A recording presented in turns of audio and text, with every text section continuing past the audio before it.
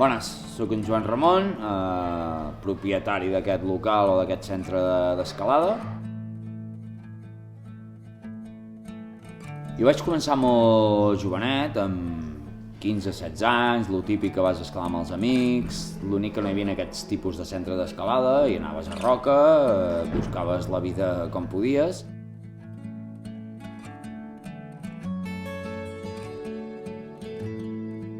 I veus que hi ha un vincle familiar molt especial. No vull dir que sigui el millor roco, però per nosaltres sí.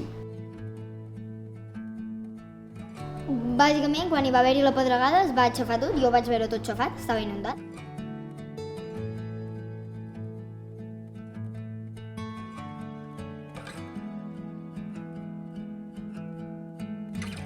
I vam anar a muntar-ho, jo al principi quan vaig veure els primers ferros li vaig dir papa, això és un desastre. Llavors una vegada va estar tot muntat jo vaig anar veient millor i bàsicament és com que jo he vist tot el procés.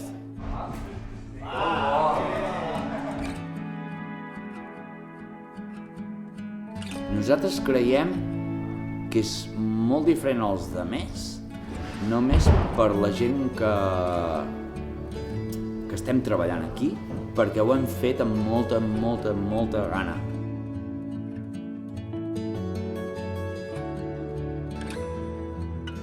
L'escalada per mi, a més d'un esport, és una filosofia de vida. Per mi, els valors que m'aporta l'escalada, sobretot, són d'entrada la gestió de les emocions,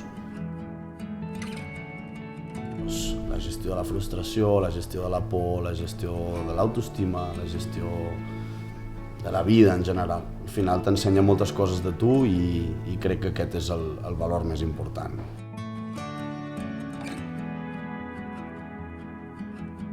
Quan jo equipo una via com a route setter, el primer concepte que tinc en ment és intentar reproduir o intentar transmetre un moviment. Regalo un moviment a la gent que ve a escalar.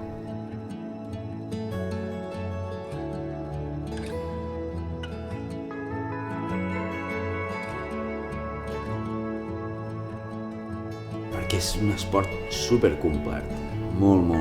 I a part de treballar físicament, treballes molt mentalment.